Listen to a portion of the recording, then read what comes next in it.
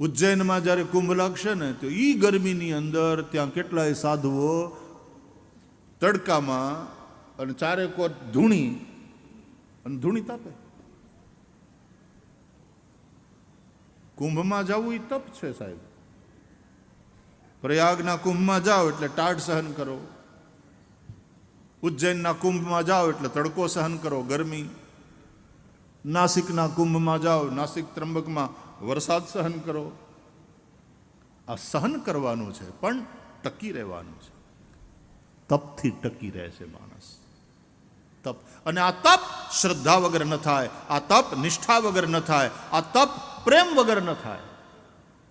ધણી પ્રત્યેના પ્રેમને કારણે એ પત્ની બધું સહન કરે છે.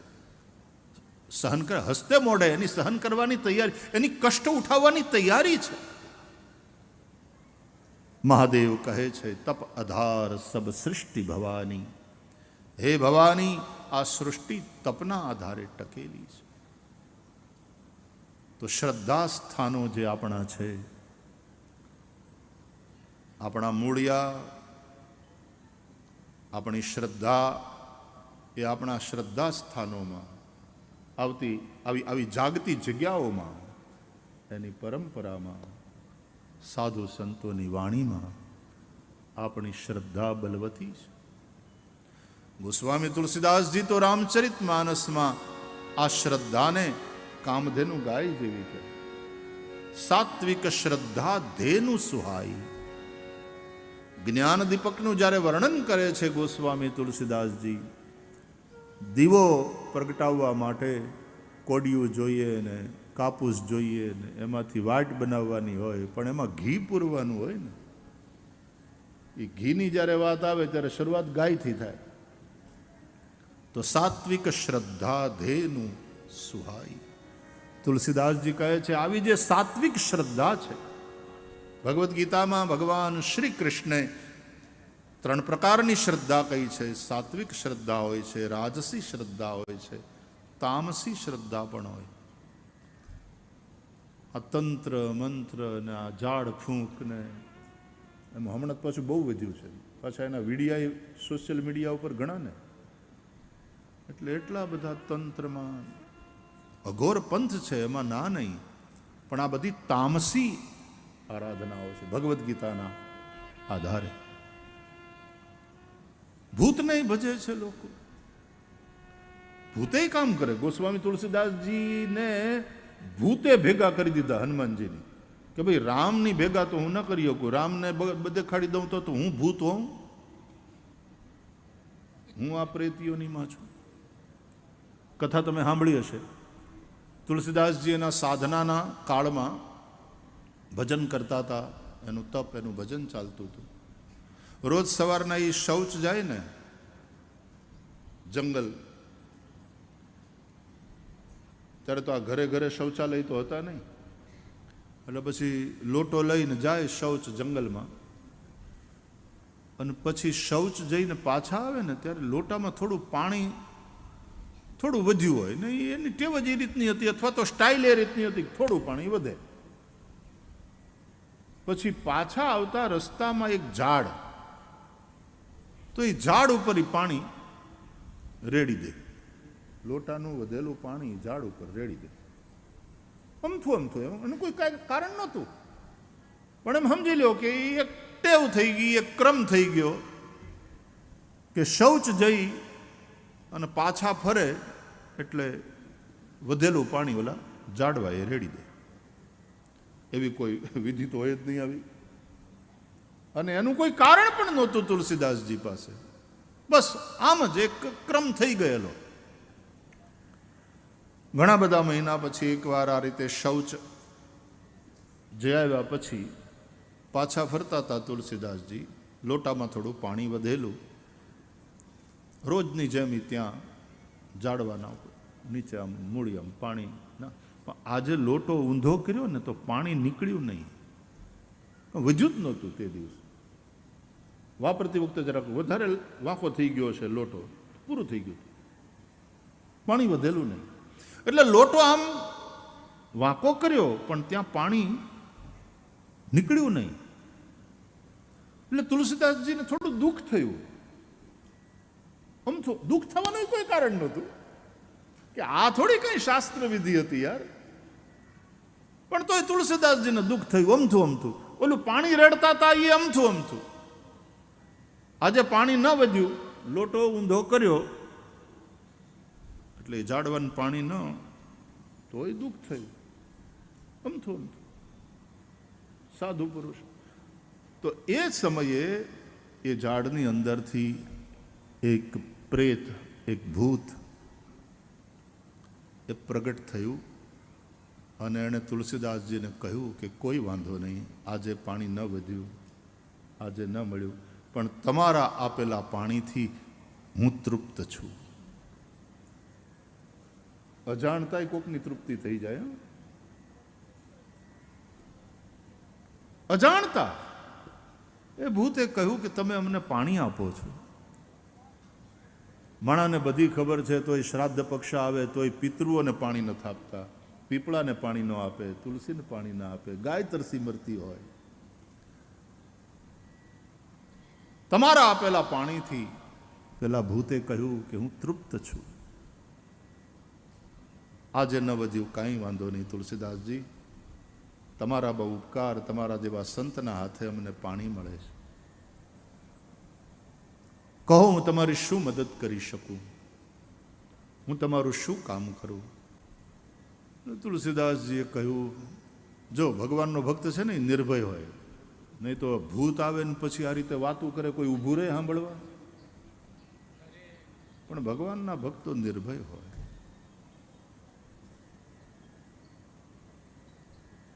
ભૂતની હારે વાત કરે. આમે સંસારમાં ભૂત જેવાઓની હારે તો વાતો કરતા જોઈએ છીએ આપણે. ભૂતની હારે વાતો કરે. તો ભૂતે કહ્યું કે હું તમારી શું મદદ કરું? આપે પાણી આપીને અમને તૃપ્ત કરે. તુલસીદાસજીએ કહ્યું, ભાઈ હું તો અહીંયા ભજન કરવા આવ્યો છું ને મારે તો રામ દર્શન સિવાય બીજું કાંઈ જીવનમાં લક્ષ્ય નથી. તારે મદદ કરવી હોય તો તું મને ભગવાનનો ભેટો કરાવી દે, રામના દર્શન કરાવ. એટલે અરે ભૂતે કહ્યું, અરે એવું જો થાય તો હું ભૂત હોઉં? આ પ્રેત યોનિમાં એટલા માટે છીએ ભગવાનને ભજ્યા નહીં, રામના ક્યારેય દર્શન કર્યા નથી. તો પછી મારે જ બીજું કંઈ જોતું નથી. હું તો અહીંયા જંગલમાં આવીને ભજન કરું છું, રામ દર્શન થાય એટલા માટે. મારે એના સિવાય બીજું કંઈ ન ખપે. એટલે ભૂતને એમ થયું કે તુલસીદાસજી માગે અને અમે હાવ ના આપી શકીએ, આ તો નગુણા. ભૂતે એવું વિચારે, બોલો, કે તો નગુણા કહેવાય, કાંઈક તો મદદ કરવી જોઈએ. નકર્યું મફતનું લઈ લેવાની ભાવના તો ભૂતમાંય નહોતી, બોલો. એમને એટલે ભૂતે કહ્યું કે ઉભા રહો તુલસીદાસજી, રામના દર્શન તો ન કરાવી શકું, પણ તમને હનુમાનને મેળવી આપું. હનુમાનજી ક્યાં છે એ બતાવું તમને, કારણ કે અમારે હનુમાનની ખબર રાખવી પડે. કેમ કે અમારે આઘું રહેવાનું હોય ને એનાથી. મહાવીર જબ નામ સુનાવે ભૂત પિશાચ નિકટ નહીં આવે. મહાવીર જબ નામ સુનાવે એટલે હનુમાનજીના વેર અબાઉટ્સ અમારે જાણતા રહેવા પડે કે હમણાં આજે હનુમાનજીનો કઈ બાજુ કાર્યક્રમ છે, કેમ કે જાવું અરે કે નહીં, ત્યાંથી આઘા રહેવું છે. એટલે હનુમાનજી ક્યાં હોય એ અમને ખબર હોય. એટલે અમે તમને હનુમાનજીને મેળવી આપીએ, પછી હનુમાનજી તમને રામને મેળવી દે. બાકી રામના દર્શન કરાવવાનું અમારા હાથમાં નથી. તો તુલસીદાસજીએ કહ્યું કે હા એવું કરો, મને તો રામ સુધી જે પહોંચાડે એનું કામ છે. તો રામ નહીં તો હનુમાન, બરાબર છે. એટલે હનુમાન થકી પછી રામના દર્શન થયા છે તુલસીદાસજીને. એટલા માટે કે તુમરે ભજન રામ કો પાવે, જન્મ જન્મ કે દુઃખ બિસરાવે. રામ દુવારે તુમ રખવારે, હો તન આજ્ઞા બિનુ પૈસારે. હા ઠીક છે, હનુમાનજી સે મિલા દો. તો ભૂતે કહ્યું કે જો અહીંયા જંગલમાં એક ઠેકાણે એક આશ્રમમાં કથા ચાલે છે, રામાયણની કથા હાલે. એ કથામાં હનુમાનજી કથા સાંભળવા આવે છે, અને જ્યાં જ્યાં રામકથા હોય તો હનુમાનજી જ પ્રધાન શ્રોતા હોય. કોઈ પણ વક્તા રામકથાનો પ્રારંભ કરે એટલે સૌથી પહેલાં વહેલા આવાહન હનુમાનજીનું કરે. આઈએ હનુમંત બિરાજીએ, કથા કહું મતિ અનુસાર, પ્રેમ સહિત ગાદી ધરું, પધારીએ પવન કુમાર. એમ કહીને હનુમાનજીનું આવાહન કરે. પ્રભુ ચરિત્ર સુની બેકો રસિયા. ભગવાનની કથા હનુમાનજીને બહુ પ્રિય છે. જ્યાં જ્યાં ભગવાનની કથા હોય ત્યાં હનુમાનજી કોઈક ના કોઈક રૂપે પધારે. યત્ર યત્ર રઘુનાથ કીર્તનમ તત્ર તત્ર કૃતમસ્તકાંજલિમ વાષ્પવારી પરિપૂર્ણ લોચનમ મારુતિમ નમત રાક્ષસાંતકમ. અગેન શ્રદ્ધાની વાત. કળિયુગમાં હનુમાનજી તો ચિરંજીવમાં છે ને. અશ્વત્થામા બલિ વ્યાસ હનુમાનશ્ચ વિભીષણ કૃપ પરશુરામશ્ચ સપ્તૈતે ચિરજીવિન અને માર્કંડે તથાષ્ટમ. આ બધા ચિરંજીવીઓમાં આવે. તો જ્યાં જ્યાં કથા હોય ત્યાં બધા હનુમાનજી હોય કે હા. એક ગામમાં 3 રામપારાયણ થતી હોય, 3 કથામાં હનુમાનજી. હા, અરે આખા ભારતમાં એક હારે 1500 પારાયણ થતી હોય રામપારાયણ, તો 1500 જગ્યાએ હનુમાનજી હોય. હા, કેમ? પવન પુત્ર છે એટલે. પવન બધે હોય છે ને, એ તો અંદરે હોય છે ને બારે હોય છે. પવન બધે હોય છે, પવન પુત્ર બધે હોય છે. હનુમાનજી મહારાજ પવનને કારણે પવન તનય બલ પવન સમાન. એ પવનના તનય છે અને એનું બળ પવન સમાન છે. તમારે કાંઈ વજન ઉંચકવું હોય ને તો પહેલાં પવનને વાયુને અંદર લઈ ઊંડો શ્વાસ લઈને પછી વજન ઉંચકાય છે. આ વેઇટ લિફ્ટર હોય બધા ઓલિમ્પિકમાં ને એશિયાડમાં જે સ્પર્ધામાં ભાગ લેતા હોય, અને એ વજન જ્યારે ઉંચકવાનું હોય તો ઊંડો શ્વાસ લઈ પવનને અંદર ભરી અને પછી એને ઉપાડે. એ પ્રાણવાયુને અંદર લઈને માથેથી આમ જીપ વહી જાય, છાતી ઉપરથી એનું વ્હીલ ફરી જાય અને આને કાંઈ ન થાય. એવા ખેલ કરનારા લોકો છે ને. આ તાકાત પવનને લઈને. પવન તનય બલ પવન સમાના. અને પવન બધે છે અને તેથી પવન પુત્ર પણ બધે છે. હનુમાનજી ચિરંજીવ છે. કલિકાલમાં પણ હનુમાનજી છે. ये बात श्रद्धा श्रद्धा श्रद्धा श्रद्धा. તો બોલે ત્યાં કથા ચાલે છે ને ત્યાં હનુમાનજી આવે છે. તમે એ કથામાં જજો, ત્યાં તમને હનુમાનજી મળશે. યાદ રાખજો તુલસીદાસ, હનુમાનજી ત્યાં કોઢીના રૂપમાં આવે છે. એનું ગંધાતું શરીર જોઈ અને બધા એનાથી દૂર રહે છે અને છેલ્લે બેસે છે. પહેલા આવી જાય છે, કથા પૂરી થાય પછી છેલ્લે જાય છે. લોક એને જોઈને આમ મોઢું ફેરવી લે, નાક ઉપર હાથ રાખી દે. લોકો એનાથી આગાર રહે છે. પણ યાદ રાખજો, એ હનુમાનજી છે.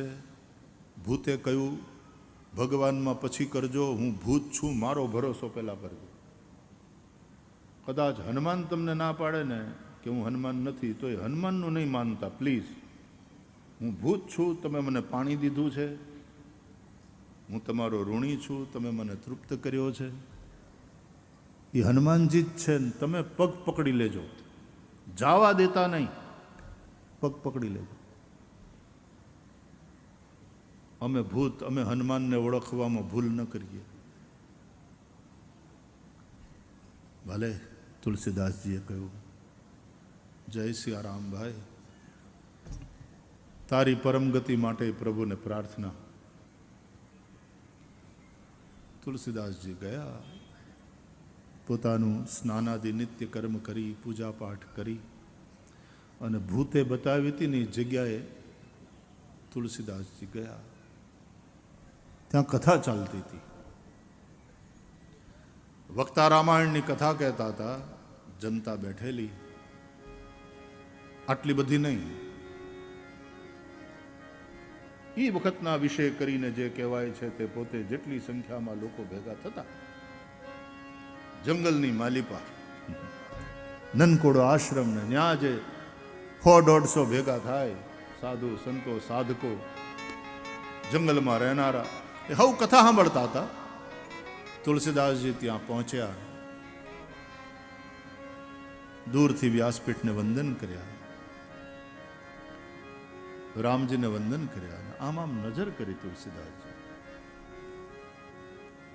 તો પેલા ભૂતે કીધું તું એ પ્રમાણે છેલ્લે એક કોઢી માણસ બેઠો હતો, આ ઘેરોક, બધા એનાથી દૂર.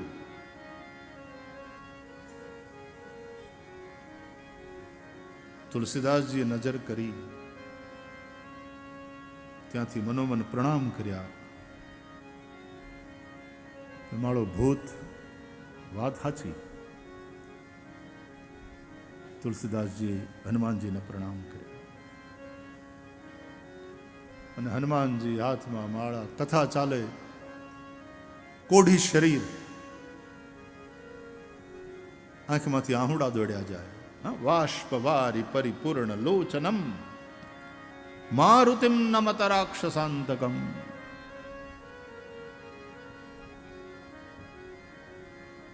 ભાવથી કથા શ્રવણ કરે. કથા પૂરી થઈ, પ્રસાદ આરતી લઈને બધાએ ત્યાંથી વિદાય થયા. છેલ્લે કોઢીના રૂપમાં હનુમાનજી ઊભા થયા અને વ્યાસપીઠને વંદન કરી, રામજીને પ્રણામ કરી અને જ્યાં નીકળ્યા ત્યાંથી, અને તુલસીદાસજી અચાનક સામેથી આવી. એની યુવાની તુલસીદાસજી ચરણમાં દંડવત ઢળી પડ્યા અને આમ જ્યાં પગ પકડવા જાય ત્યાં હનુમાનજી આમ પાછળ હટી ગયા. એ ભાઈ, સીતારામ સીતારામ સીતારામ. બાપા દૂરથી, આ તો કોઢી કાયા છે બાપા, આઘાર્યો આઘાર્યો. પણ તુલસીદાસજીએ પગ ન છોડ્યા, હવે ન છોડ્યા. હે મારુત નંદન, મને ખબર છે તમે કોણ છો. તમે શ્રી હનુमानजी છો. अरे भाई, तुमको किसी ने बहकाया है, भरमाया है. जाओ जाओ, तुम प्रभु की शरण में जाओ. मैं तो कोढ़ी हूं, रोगी हूं, यहां क्या है. अरे बापा, रोग नहीं,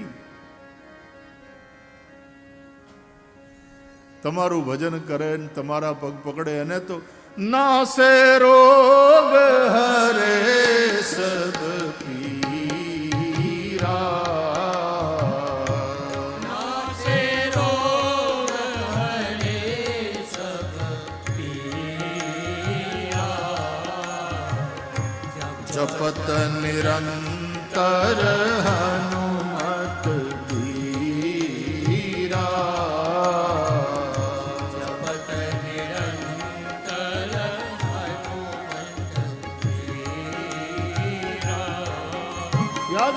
હનુમાન ચાલીસા તુલસીદાસજીએ લખેલી કવિતાને જોડકણા નથી. એ તુલસીદાસજીની અનુભૂતિ છે. રામચરિતમાનસ તુલસીદાસજીની અનુભૂતિ છે, કવિતા નહીં.